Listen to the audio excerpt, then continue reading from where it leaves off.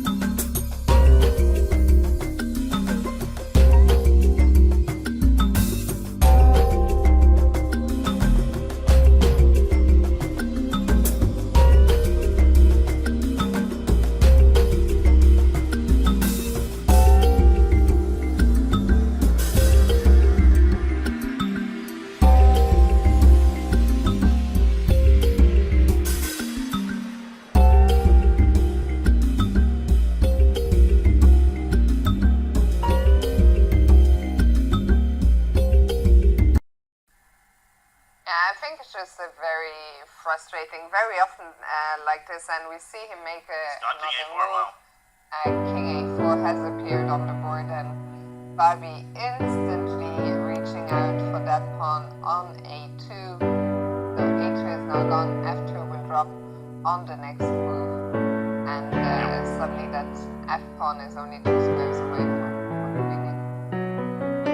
Right, and any kind of, what I was thinking about is an endgame where white eliminates the f pawn, puts his rook on a6 to defend h6. Is that going to be a fortress? And it occurred to me that no, it's not, because black can always use zugzwang in those kinds of positions to dislodge the rook from wherever it is. And Duda just keeps repeating that routine, shaking his head, looking to the side.